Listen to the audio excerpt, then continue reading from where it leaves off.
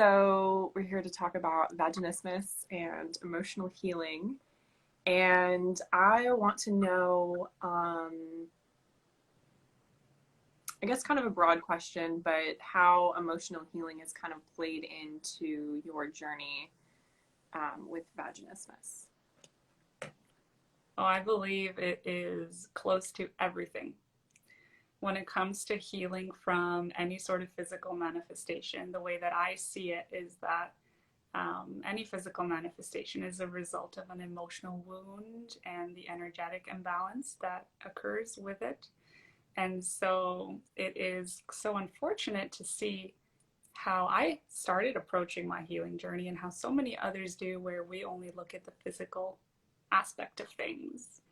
And in the case of vaginismus, we're told to use dilators and use the smallest one and then the next one and then the next one so that we can stretch our muscles as though that is going to quote unquote fix what, hasn't even been broken in the first place. So emotional healing is at the core of this entire journey. For me, I didn't see it as such in the beginning, and it really took quite a lot of trial and error, arriving at dead ends, understanding that my plastic dilators were not going to do it for me. And just needing to dive deeper into the wounds that are there, understanding certain dynamics that have to do with a whole lot with life itself and not just the pelvic floor muscles. Yeah. Would you agree with that? I would totally agree with that. And I feel like it's actually it's like the silver lining of that as well. Like it's how the physical manifestations can kind of like point you in the direction to deeper understanding of like ourselves and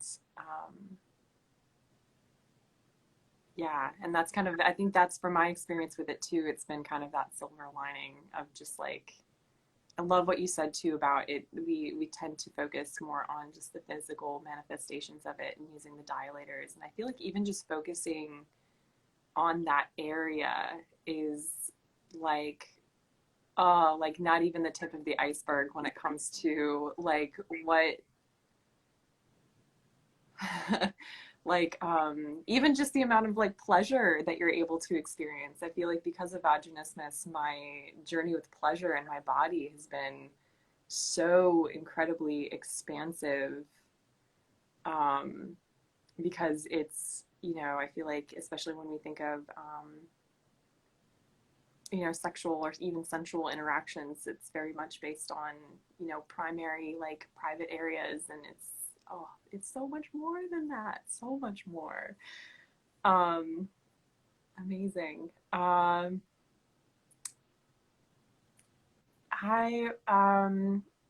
guess, do you have anything to like kind of add to that within your own experience as well?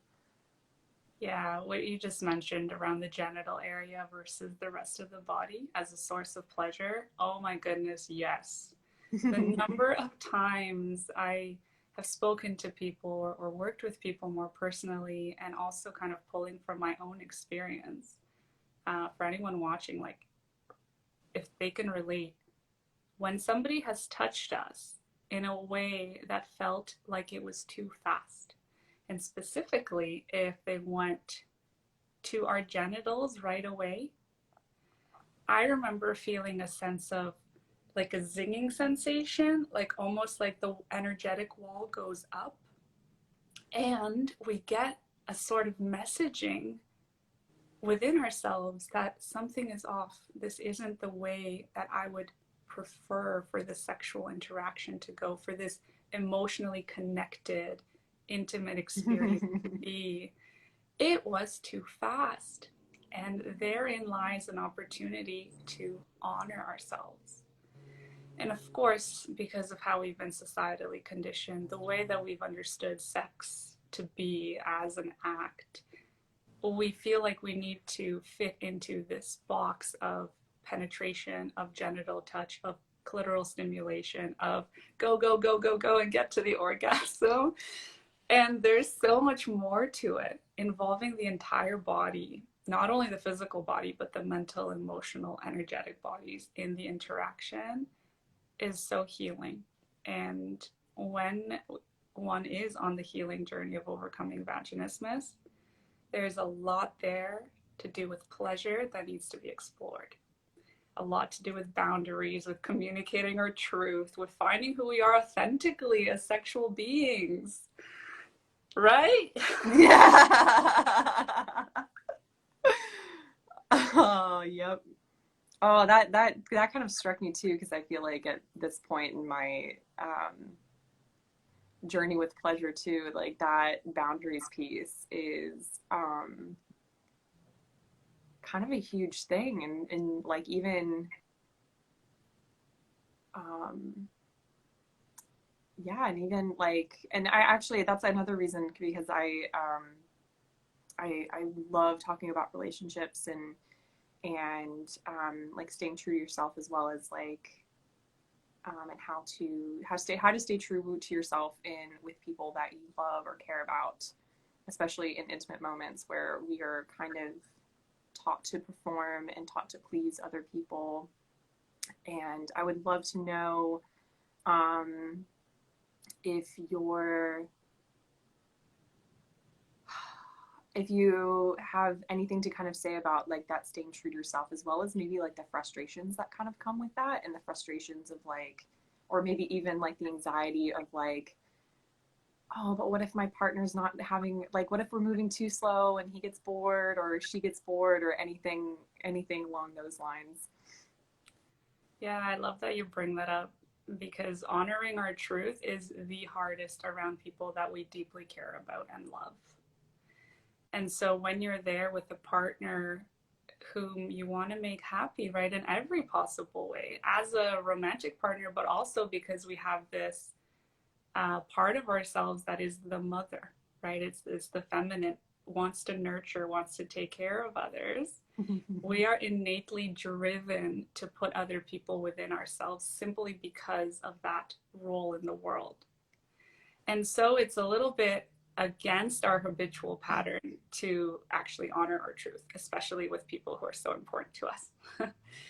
So, in those cases, it becomes so important to understand and to start to practice together this form of communication during intimacy in which both people feel empowered to honor their boundaries.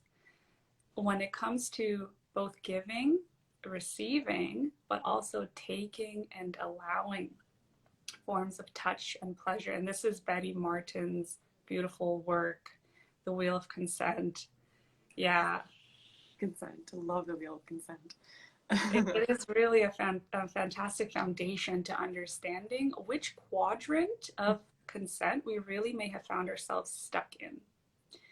And so often, those of us who've experienced vaginismus have been really, diving deep into the giving quadrant. But not so much being able to receive without a sense of guilt that we are taking too much attention away from our partner and directing it towards ourselves. And of course, there may be a deeper part there, a wound related to feeling deserving of pleasure, feeling deserving of our partner honoring us and investing time in pleasure simply for us and not for him or her or whoever. So the giving and receiving, the people pleasing tendencies that, are kind of some symbolic of this giving quadrant.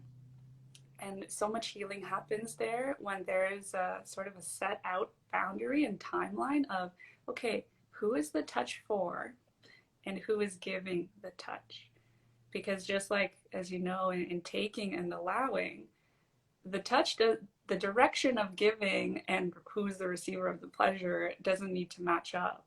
So something like in the taking quadrant, we are doing the touch, but it's for our pleasure. And a lot of us haven't really explored those two, taking and allowing, especially. Yeah. Yeah. I got so excited when you said Betty Martin's Wheel of Consent because I love that, and how within my journey of in general, just like again becoming aware of like what quadrant I'm in. I feel like as far as the from my experience, and I think something that she mentioned too, if you look up the Wheel of Consent video, is that she said oftentimes like if it is in that taking and allowing, it there's the perception that your partner's in the take, but you're in the allow, and you're kind of like there's like that lack of speaking of truth of like this is actually what gives me pleasure, but I'm not going to say anything because he's in the taking, and this seems like something that he really really enjoys, and so I'm just going to allow him to do that. And it's I've from my experience, I feel like I've found like it's that receiving quadrant is just such a uncharted territory. Or even just like asking for that receiving is just like this such uncharted territory that I feel like both like it takes a lot of like integrity, and I think she did talk about integrity in that taking, that it is okay to take, and that's that communication that you're talking about is really helpful. And then there's the then I feel like also the receiving, there's a lot of integrity in the asking, this is actually what I would like. And something I discovered as well is like something that she mentioned is that I don't want to twist it around or say, you know, it's she's like oftentimes it's like an agreement, those consensual pieces when with that communication. I noticed that like when I am in that, and I think like that uncharted territory of the taking and the allowing, like try not to get too off topic, but there's a sense of like respecting your boundaries where it's that there's a certain feelings within your body of like, hey, can I do this to you? And there's like, oh no, that doesn't feel good, but you can do this. And it doesn't necessarily that I'm going to receive pleasure for a fact that I'm going to feel safe in that moment where I'm being able to allow you to do this, and it's not crossing any boundaries of mine. And that was I feel like a recent huge discovery for me of like being in that taking and allowing quadrants that, you know, you don't it doesn't have to be orgasmically pleasurable, or even just, you know, it's just like this nice feeling of just like, oh, I'm so relaxed, and I know that, and I know my boundaries aren't being crossed, and it felt so good to speak my truth, and my partner's having, you know, a good time as well. So I love what you said about communication. That's oh, beautiful. Yeah, that's huge. That insight that you've had for yourself recently about honoring your boundaries in the allowing quadrant, that's huge. And it really is about coming back to safety. The most blissful moments are when we ourselves feel safe, where this makes space for curiosity to be born, which then leads to pleasure. We cannot expect ourselves to be curious about anything unless we feel safe in the moment. So the most blissful moments are when those three things are present for us, for ourselves, and we know that the person that we love is also enjoying themselves in a way that they desire, also in a way that they don't feel like they should do the thing.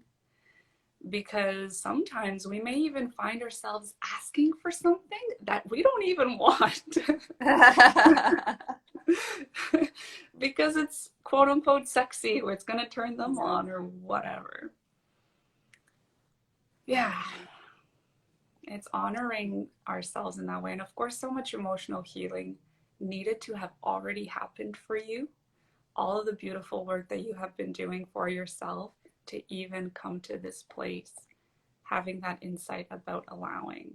Because I only imagine that, you know, there have been times in your life and in my life where we have been shamed for saying no. We have not been allowed to say no. It was not okay to say no to somebody. And untangling all of that and coming back into our power around saying no is massive in the vaginismus journey. Indeed. I would love to know,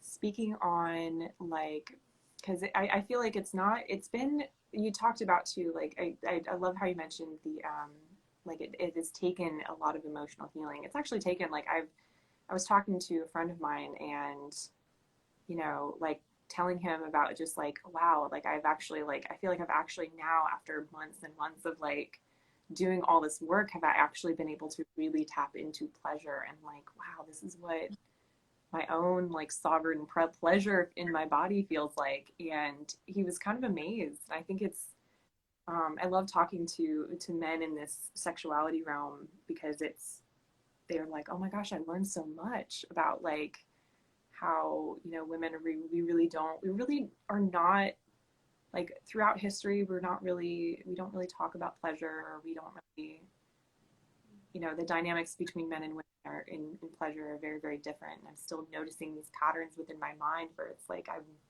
the giver of pleasure, not necessarily the receiver. And he was absolutely amazed by that. He's like, wow, is it really, even like with all the work that we've done? Because he took the course with me. And I'm like, yeah, it's been just so long.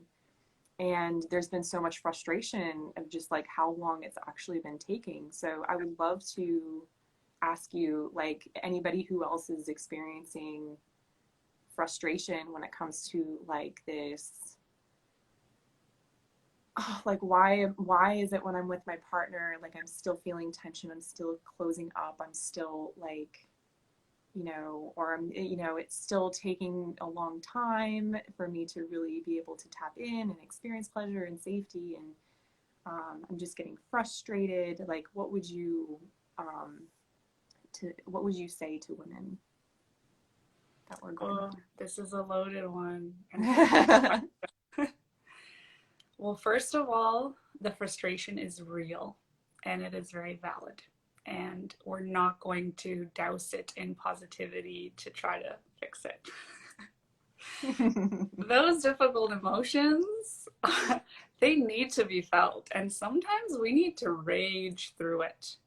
I've created a practice to help in processing intense emotions. There's certain emotional healing practices to help with certain emotions, including perhaps, anger, frustration, resentment, grief, that are beautiful. Yet I find that for the intense piece, we also need a bit more of a wild woman intense sort of approach of really feeling it. And I love that you've shared on this topic on your page also with incredible examples from your own and what it looks like to actually fully process something instead of pressing it down and suppressing it. Meditative practices could be beautiful for forgiveness and dealing with sadness, perhaps coming to a place of peace with certain events. But when it comes to frustration and anger, that energy needs to be moved. And that might mean vocalizing, raving, like raging, screaming, like pulling our hair. That frustration needs to escape in some way by being experienced. Mm-hmm. And what I like to say is that what we feel is what we heal. So feeling an emotion is the only way through it. And honoring it for what it is, because each emotion actually brings a message. And we need to hear the message before we can move on. I like to say that when the message is received, the teacher disappears. So that circumstance in your life, that event in your life that's bringing you the message no longer is relevant because you have learned from it. And so quite magically in some occasions, it starts to make its way out of your current life. But aside from that, the frustration, we are literally dealing with the most vulnerable piece of life here. And that is being, as a vulva owner, a receiving partner to another human being. Literally letting somebody within ourselves. And that is scary. It is a very hard set of cards to be dealt, to be in a situation where we need to learn how to actually feel safe in that kind of situation. Because so many of us growing up in the world, our survival strategy had become being in control. I absolutely, this is the case for me. I needed to, yeah. Anyone else listening, if that was the case for you, yeah, let us know. Because I felt like I needed to have my life in control to make others happy, to keep my parents together, to help them fight less. If I could only make them proud so that they stay together. And so the high performance mentality is born, this sense of desiring to be in control in order to feel safe. And here we are then in a sexy situation, specifically with penetrative sex, where we actually cannot hold on to that very same survival strategy in order to achieve quote unquote success. We need to learn how to feel safe, not while we're in control, but while we are deeply and fully surrendered. And so this journey is all about finding safety in the unknown. And if there was a hierarchy to our life lessons, which I don't believe there is, but the conscious mind at least likes to think that surrender is the most deep lesson. So vaginismus, just like you said a little earlier, it's kind of like a silver lining because it is the vehicle for us to heal in so many ways and to bring us to this really beautiful space of feeling safe within the unknown. So yeah, frustration is real, but we're dealing with some heavy shit here.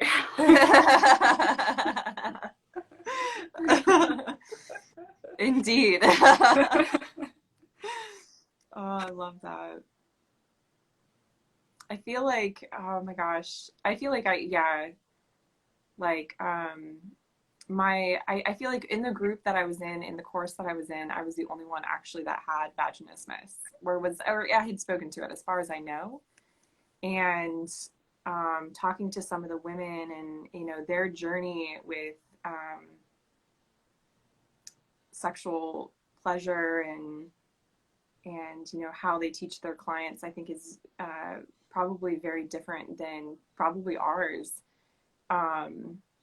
And I think even we would talk about, like, I would talk about pleasure, and I would talk about, like, and I guess it's not my first experience with pleasure, like, recently, but it was more just like, wow, this is actually something, like, the sense of, it wasn't by accident, it was just out of pure curiosity. It was out of curiosity. I think that was because I've had pleasure coming in within the 6 months, but it's just been very, very different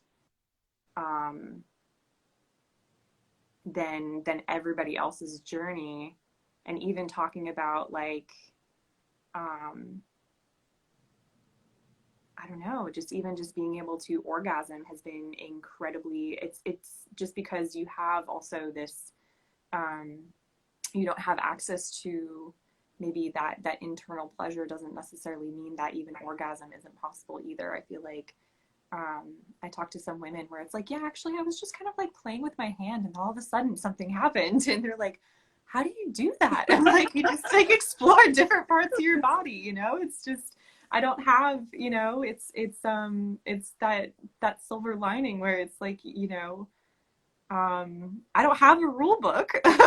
So everybody else has, access, like, the tools to maybe access their rule book of, like, okay, these are the steps to have an orgasm. And it's like, I feel like probably you and I in our journeys, like, our, even just how we experience, like, these bigger moments of surrender and pleasure of just have been very different. So I feel like something I want to speak to is just, like, just because you maybe, because I think I find that the same thing with my like, boundaries around my breasts as well, where it's, I think that's just another part of myself that has been rushed into so quite often that they're often kind of shut off. So yeah, and so being able to explore, like, everywhere else, that yeah, if you would love to, I would love to hear anything, especially on your journey, as far as, like, curiosity and where it's kind of taken you, and other silver linings that have kind of come from having vaginismus. Yeah, of course. And that is such a great one, is where our body becomes our playground, the entirety of our body, and even outside of the body. Because certain nervous systems that are extra sensitive to energy, and I believe we're all sensitive to, but it's really more so about the layers of suppression that exist that need to be peeled away um, in that respect. But we really do become more attuned to what is it that brings us pleasure. What parts of the body are erogenous zones that we may have never explored if we were able to have penetrative sex right away, which is so beautiful because we are kind of, it's like somebody put a damper, like a stopper in our process. Meaning we needed to spend more time over here to like really grow, and then they're like, okay, allow the floodgates to open. And then we can kind of have the entire dessert, let's say, but we have already indulged in so many other pieces of ourselves to become more varied lovers, and not only to other people, but just in our own knowing of ourselves. So that is a beautiful silver lining. And with that, I believe we also become really great communicators because we're forced to. We didn't really want to be, but we had been forced to becoming really good at starting to voice our yeses, our nos, our preferences. Um, Aside from that, I mean, other forms of sex that are non penetrative, we probably became pretty good at. I mean, you could probably think back to some partners that told you, like, oh, damn, like, you've had some practice. So that's always fun. But another really big silver lining, I think, is that vaginismus sometimes puts us on the fast track to finding people in our lives, let's say in the romantic scenario, partners that are the diamonds in the rough, because we present a challenge in that relationship in some way. And the person who is really not worth your time is going to give up pretty soon. Um, and not that giving up is always bad. Sometimes it is part of the process for people to move away from each other in romantic relationships. But it definitely is a really nice test to see how much they value and love you for who you are rather than the state of your pelvic floor muscles. So beautifully said. So that can be so, so hard too. Like, that, and that's something too that I speak a lot about on my page, is that honoring your truth and how hard it can be, and how, like, there's no, oh, like it can be really, really difficult because people that we care about and people that we love can um, kind of fall away because of it. But like, I can't remember. I've been very, very into Teal Swan lately, and she said that, the universe doesn't like gaps. The universe doesn't like holes. So once once there's a hole somewhere, once there's this, this opening, usually what comes in is something far greater, far, far greater. Being able to hold you within that. So, it's beautiful. It's not an easy journey by any means, but I don't think anybody's journey is really, um, it's just, this is the one that we chose, kind of thing. Yeah, and I do believe that.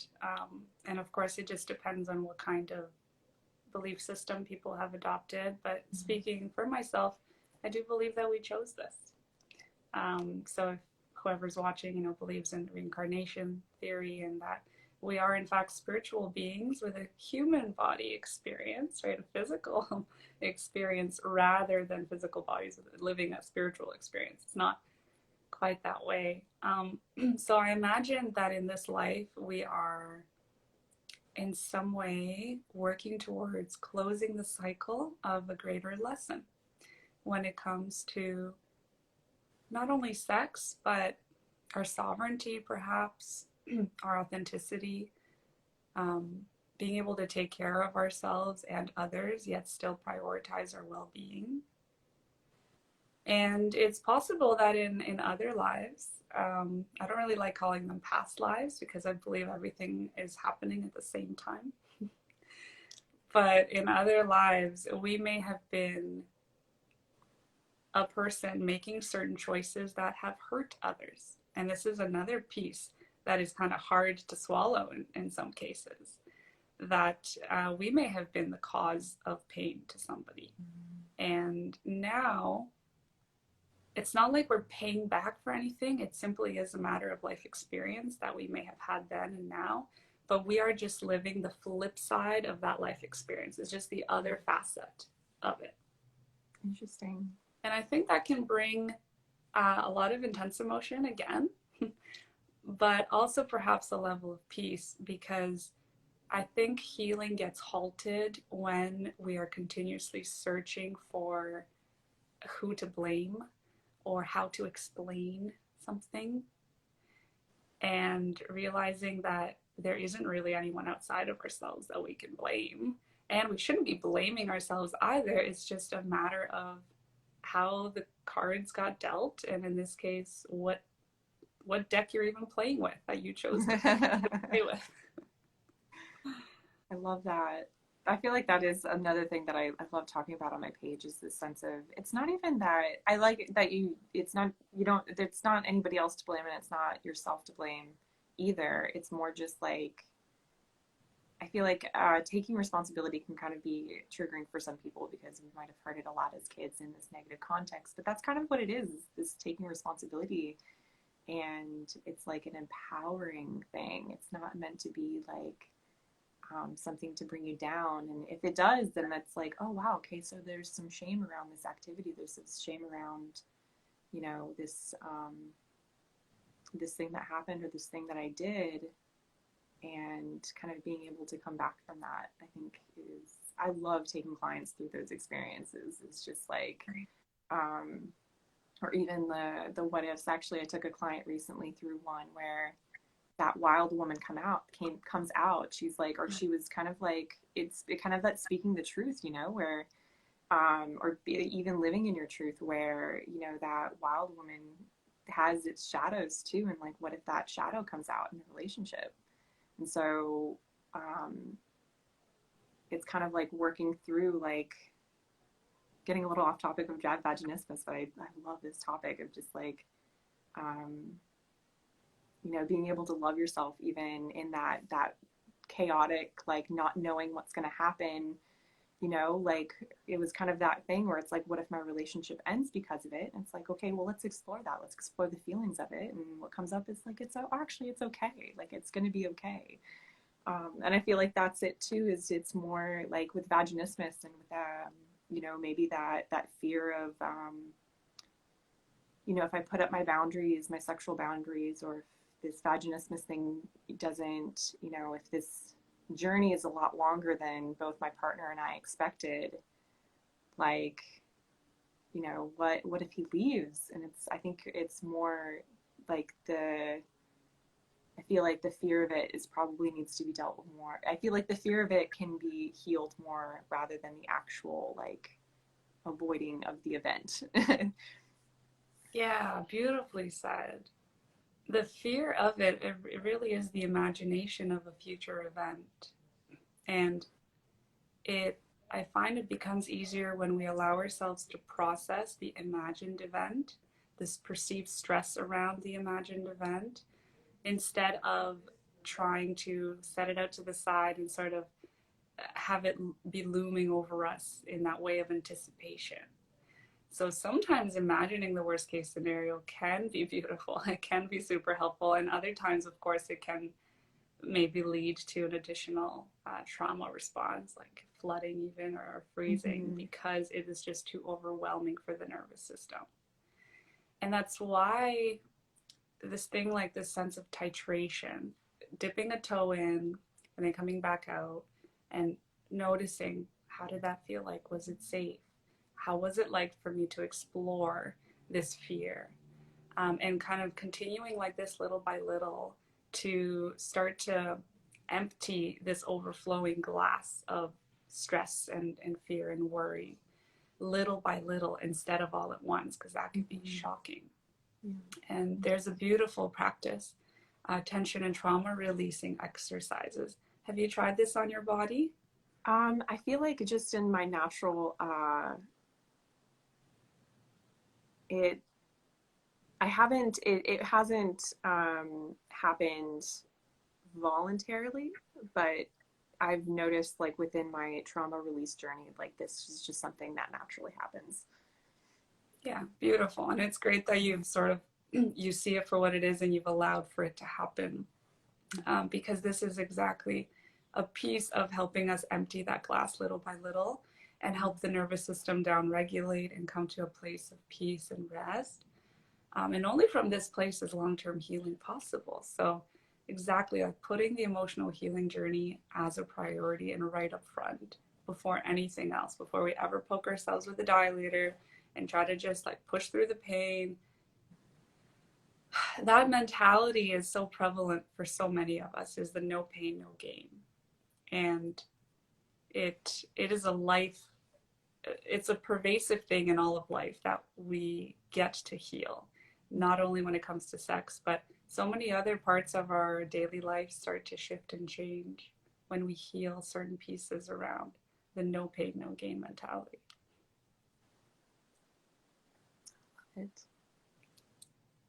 There was one question that I was going to ask you, and I was excited when it popped up in my head. I'm like, oh, that's right.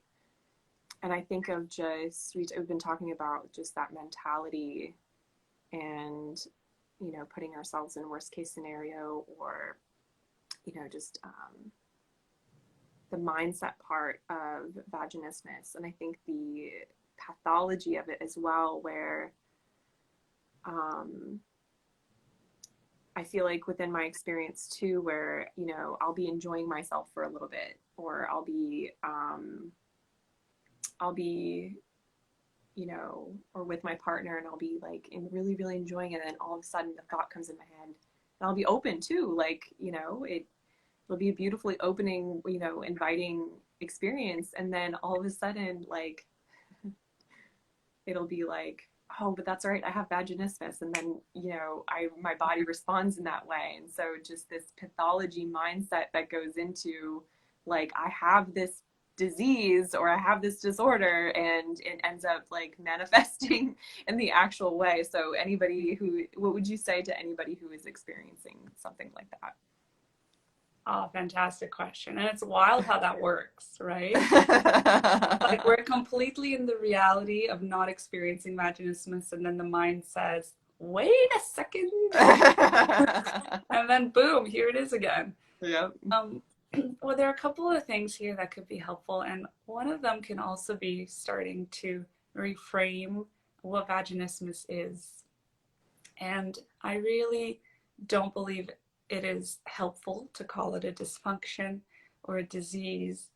And language creates our reality, just like you beautifully demonstrated with that example, right? It is the inner voice that created the reality.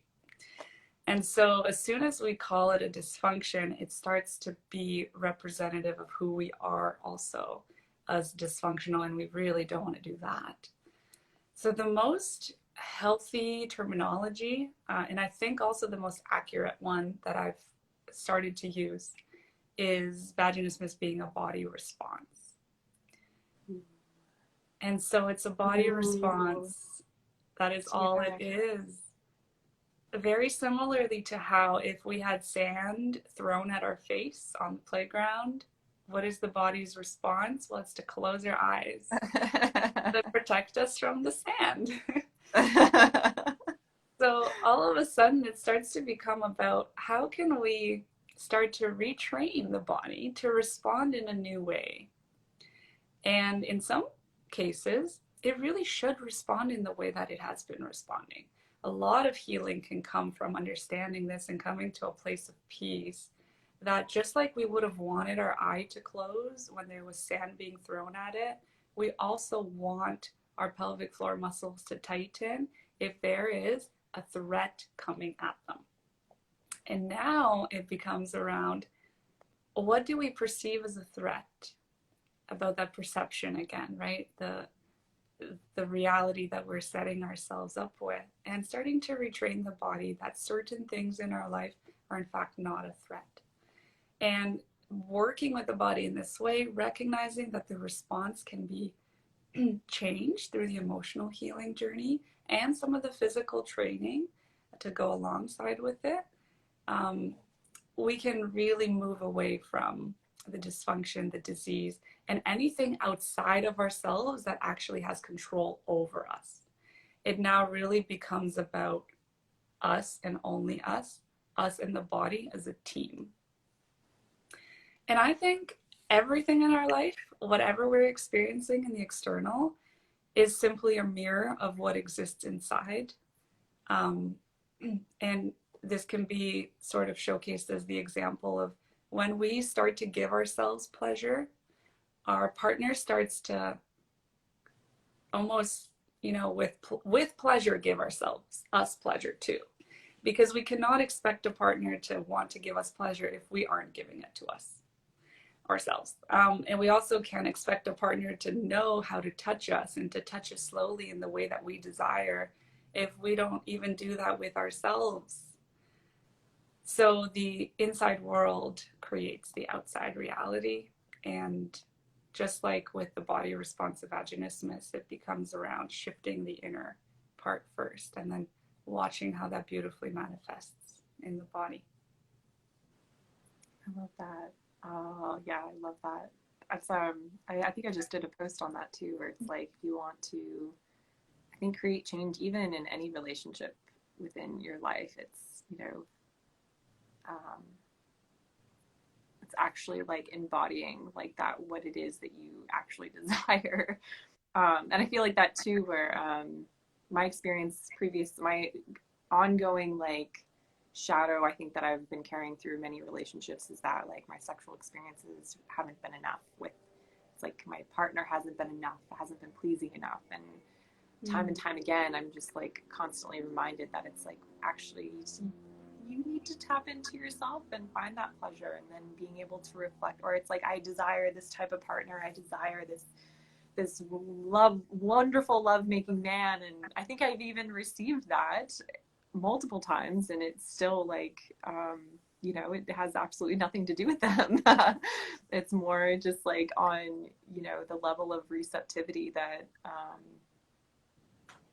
that yeah, if you're not actually within that receiving quadrant, like it may not actually feel like enough. So it's being able to train your body to, or explore your body and have curiosity with what that receiving quadrant feels like. I can absolutely relate to that. Yeah, you're not alone. Mm-hmm. For me, there have been patterns of, well, why isn't he paying attention to me? Why am I not a priority? And I have come to a place of digging through this and memories and making connections where this started from childhood. I didn't feel like I was a priority. But it was because I wasn't making myself a priority. And so in that particular relationship, I needed to give myself the time and space that I desired to receive from my partner. And only when I did, things started to shift. In a lot of my healing journey, when it comes to pleasure and stepping into my authentic sexual self, really started after I was able to have pain-free penetration, because I didn't know about this piece of the puzzle. I went through a lot of the emotional healing and the physical healing, but then the pleasure stuff, it only came later. And now I kind of infuse that into the healing journey because I know its importance. But still, yeah, we need to look within ourselves as the number one source of healing rather than anyone else. Amazing. I feel like something I think I want to speak to as well is that that frustration piece of like, well, it was pleasurable here the other day and now it's not pleasurable anymore. And this idea that pleasure also changes. I feel like I've also experienced from partners too, where it's like, I just feel like I can't please you. Or it's like, I go to the same spot and it's not, I don't have the same experience. And it's like, no, actually that can change, we, that, and that communication piece too, where it's becoming a really, really good communicator of like, you know, hey, that doesn't actually feel good at the moment, but I'd love for you to move here instead. Yeah, it's a fluid game. It really is. And it would be kind of boring if it wasn't, don't you Yeah, think? I know. It'd be the same thing. Oh, it'd be the same thing. I think it's so um funny when couples say it's like, yeah, we know what we like, you know, like, okay, I believe that's their truth, and I honor that truth, but I'm like, from my experience, I haven't really found it to be that way. I found it to be very adventure, or very changes quite often, and that can be frustrating sometimes, but it's also been able to turn it into an adventure, I guess. Yeah, I think there's different stages, and maybe in a stage of life it feels easy Mm-hmm. um, for some couples, some partners, and hopefully it stays like that forever, right? We want it to be comfortable, the max, whatever that is. If it means easy, Yeah. that's wonderful. And the reality likely is that there are going to be ebbs and flows in that sort of life. And right now, the ebbs and flows are present for some people, and they're, you know, the downs are present for some people while the ups are present for some others. And it's a never ending, lifelong healing process. Like, how great is this? This is what we signed up for. It's pretty ridiculous to think about it that way. But really, if it was all the same, if we knew where our pleasure buttons were 100% of the time, um, it would probably be a little bit boring.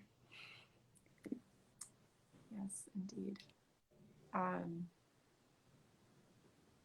and speaking on like that misalignment as well, and this expectation that I feel like it's let it kind of it's okay to let go of that expectation that even with it sexually um, or in other ways that your partner and yourself are probably there's going to be misalignment, and that's okay too. It doesn't necessarily. This is also coming from the avoidant attachment style, when like my automatic mindset when things are out of alignment, oh, it's over, oh, okay, this is it, you know, and it's like, no, that's actually, that happens. That's a normal thing. It's just an opportunity for communication and speaking your truth and desires and all that wonderful stuff. Yeah, a wonderful teacher of mine said it in a beautiful way. She said, you know, our nervous systems are designed to expand. They desire to expand. And that is why we get attracted to people who have a different wiring than us in their nervous system. And this could be a different wiring in terms of attachment styles. Very often, avoidance get paired up with anxious. Or it could be a different wiring in terms of erotic languages or love languages. And erotic blueprints are Jaya's work, amazing sexologist that speaks about, you know, how nervous systems are wired differently for pleasure. And in the context of vaginismus, also for safety. And so we find ourselves being attracted to the opposite, which absolutely there's misalignment there, there's frustration there. And why is it? I believe because relationships are one of the most powerful vehicles for growth. If we were only with ourselves and not with another human being, likely no conflict would result, and therefore there wouldn't be an opportunity for growth. And so differences lead to expansion, and that's why our nervous systems need to be challenged in some way. Again, the beauty of the human experience, which is definitely frustrating in many times. Mm-hmm. Yeah, Yep. that's basically it. I mean, we can't really say it's all good 100% of the time. We can't Yeah. say, oh, because it makes sense theoretically, Mm-hmm. it's okay. Um, and still, I really like that perspective. It brings me peace to know that we're never going to escape the misalignment. And so we really need to find that safety in surrendering to it, because it's always going to be there. Indeed. Oh, yep. And I feel like even those who maybe are like single and like searching for somebody, or or anything like that, where it's like this level of compatibility, you know. And compatibility, I think it's still a word that's valuable, and it's still a word that I feel like is needed, because you do need some form of compatibility, but then there's also like it's that push and pull of like in relationships, and even just like the letting go of the idea of a perfect person out there for you. I think is um, yeah. Yeah, it's the question of like how much compatibility is enough. What does compatibility mean? How much lining up are we looking for? Yeah. Yep. I Yeah. agree. And Amazing. often I feel like compatibility needs to happen on a pretty deep level with some of our principles in life. Values, belief systems, perhaps, but then again, you see quite a lot of people live a very happy life together, or, part of their life together with very opposite belief systems. So I'd say values and principles are more so the ones that kind of need to line up. And then everything else is kind of I don't know, kind of a never-ending cycle. Like you roll the dice, and it's very unlikely that you're gonna line up 100%. But there's also a sense of perfection in that imperfection. Um, Exactly. It's a sense of adventure for sure. That's finding the alignment and the misalignment and growth and mm, beautiful. Well, Katrin, is there anything that you would like to say before we close up today? Anything you want to add? Anything you have going on? hmm. Well, to anyone watching, one thing to add is just that, sometimes we ask ourselves if we're on the right path. And another fantastic teacher of mine said, "What do you mean? Look down. Do you see a path? Yeah. Are you walking the path? Yes. Good. Well, it's your path. It is the only path. It is the right path." Um, and that brought me a sense of peace. I just wanted to share that with people. Yeah, and Very you've been doing such incredible work. Thank you for the work you do in the world with helping human beings experience pleasure in their bodies, heal emotionally. It really is wonderful, and I love that you're speaking about your personal experiences and are really coming from this place of authenticity and realness, and like, yeah, this is me. This is what I can help with. This is how I help. And you're attracting the perfect, beautiful souls in your community to guide on this journey. Um, so thank you for doing that, and thank you for this conversation. oh, amazing. Thank you so much for coming on, and the recognition as well. It's always in social media. Sometimes it's hard to connect with people. It's very rare that we connect with people one on one, and I so much appreciate the validation and um, the, the the recognition, I guess, for the work that I'm doing as well. And I've been following you. I've been following you so long that I think it was my I've been following you since before I started this page and before I started this work, and I've been very, very inspired by yeah, your journey, and the information, the wonderful information that you've been giving out about something that's not really um, that I honestly probably wouldn't have known if I think it finds you on like Rosie Reese's page or something, like, or just like in the realms of like these people where it's like they're shared people. I probably would not have actually known about this if it wasn't for you speaking and helping women out with this. So I very, very much appreciate it. It's been very, very helpful in guiding me on my own pleasure journey as well. So thank you so much. You're very welcome. Yeah, thank you for the kind words. And I believe the perfect people always come into our lives at the perfect time. So I'm so glad that our paths have crossed and will continue to do so. Enjoy your cuddle session with your cat Yes, and thank your you. restful Friday. Yes, thank you. She's sitting at my feet. She's already ready. She's already snoozing, so I should go meet her. Perfect. Oh, thank you so Okay. much, Katrin, for your You're time. welcome.